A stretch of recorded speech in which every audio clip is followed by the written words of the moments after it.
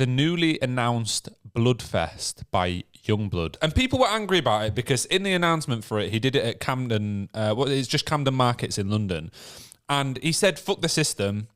We're going to start our own festival. Tickets are like $49.50 or something.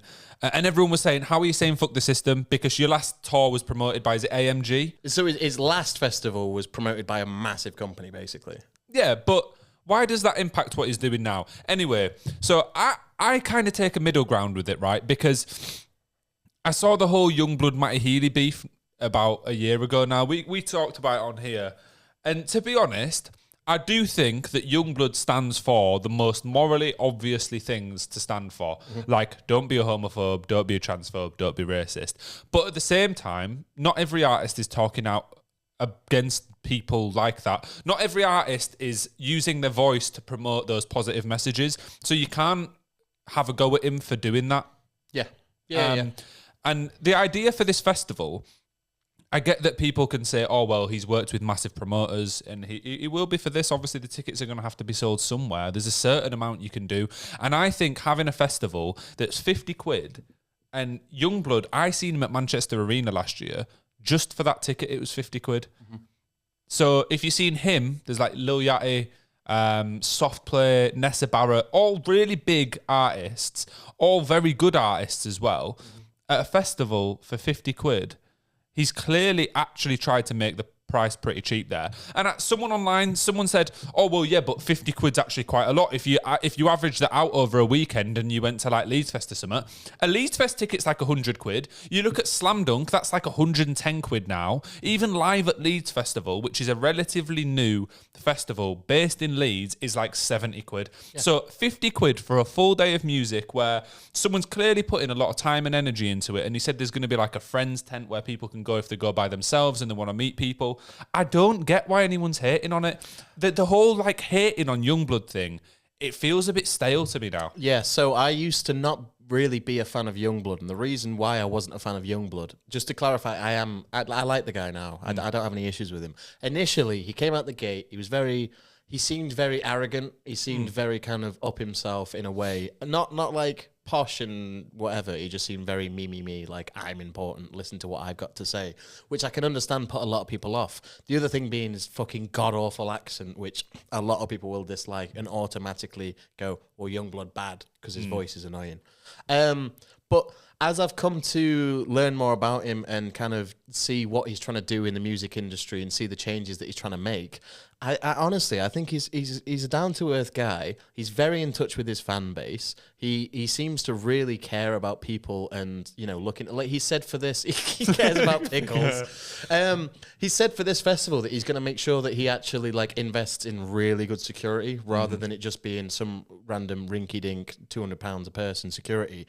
And, you know, it's clear that he's putting in effort to make this a festival that would be good for everyone who goes. And for fucking, it's $49.50. Like, that's fuck all. What the fuck? How can anybody complain at that? Yeah. To see, like you're saying, to see Yungblud on their own, probably about 50 quid. To see fucking Soft Play on their own will probably be near enough 50 quid after fees now. Like, there's no way that you would be able to see a single act of that caliber for any less than the price of that ticket. Like anyone that's whining about the price of that ticket, let me just list off a couple of gigs that I've been to recently and how much they cost. Blink-182 at Manchester Arena. No Ticketmaster things, just the cost, £110 a ticket. It was disgusting. Yeah? It was really mad. disgusting. The 1975 at Manchester Arena, no Ticketmaster Premium. I think that was about 70 quid a ticket.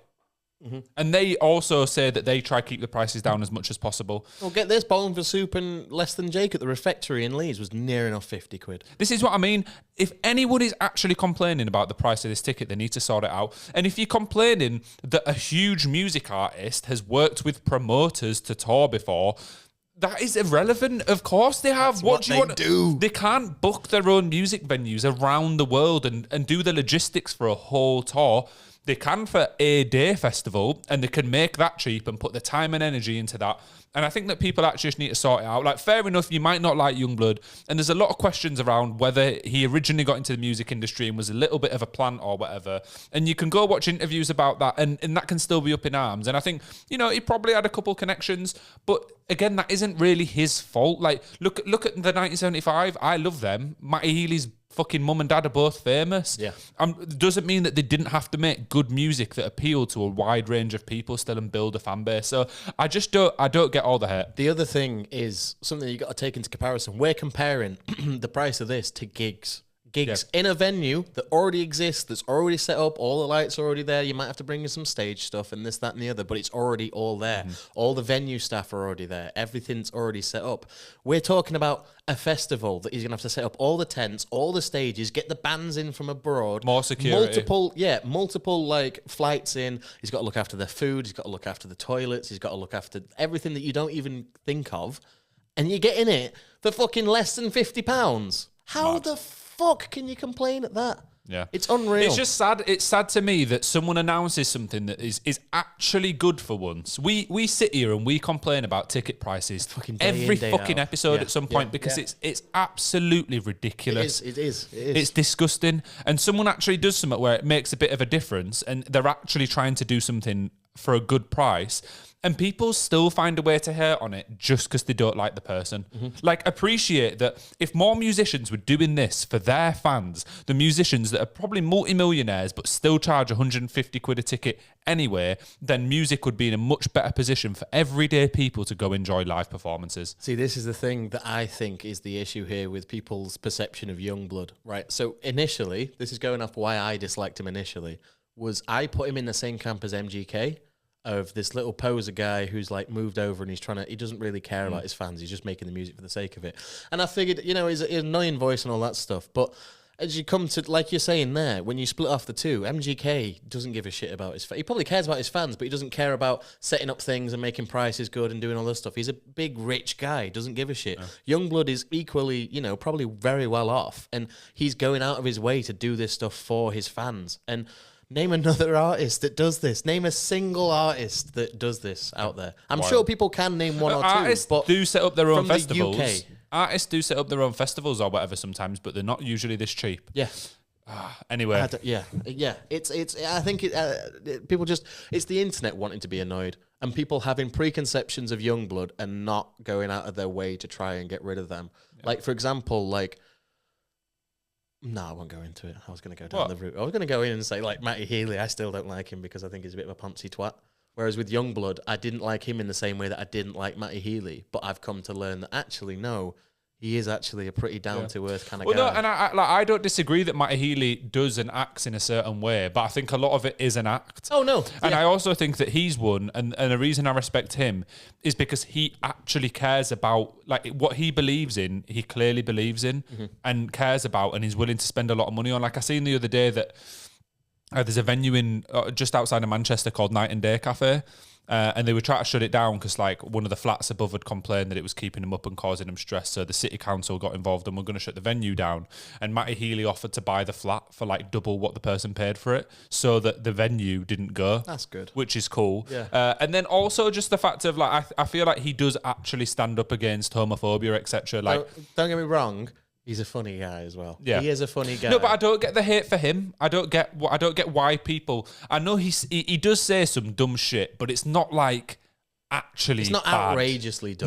No, it's not like Kanye bad. Yeah. And then the things that he does believe in, he does genuinely back most of the time. A really interesting one. This happened in the reel the other day. I was talking to somebody about the 1975, and they were saying, "Oh, I can't listen to him, not because of Matty Healy. I saw this one video of him, and he was saying something really horrible, and his band had to cut him off." And I was like, I got it. I said, I've had that. I said, I know. I said, no, you don't understand. I said, that's just what he fucking does. I said, that's a bit. That's him being. And they were kind of like, I saw their opinion changing in their head when they realized it was supposed to be a joke. They were like, oh no, that's actually quite. Yeah. So yeah, I'll give him that. He's a funny guy. I'll give him that.